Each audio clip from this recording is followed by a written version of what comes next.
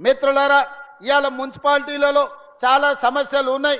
Kothagudem municipal కార్పొరేషన్గా మార్చుకున్నాం. ఇవన్నీ అభివృద్ధి పనులు జరగాలి. పేదవాడికి రేషన్ కార్డు రావాలి, పేదవాడు సన్న బియ్యం తినాలి, పేదవాడు ఇందిరమ్మ ఇల్లు కట్టుకోవాలి. 21,000 కోట్ల రూపాయలు 25,35,000 మంది రైతులకు రైతు రుణమాఫీ జరిగి ఈరోజు రైతు కనీసం మద్దతు ధరనే కాదు, ఆనాడు ఒరేస్తే ఊరేసుకున్నట్టే అని ఆయన చెప్పిండు. మా ఉత్తమన్న ఒరేయండి, సన్న ఒడ్లు పండించండి, 500 రూపాయలు బోనస్ ఇస్తామని తుమ్మల గారు ఉత్తమ్ గారు ఇవాళ చెప్పి వందలాది కోట్ల రూపాయలు 500 రూపాయల బోనస్ ఇచ్చి ఈరోజు రైతులను ఆదుకుంటున్నాం. ఈ విధంగా తెలంగాణ రాష్ట్రంలో ఒక మంచి పరిపాలన జరుగుతుంది.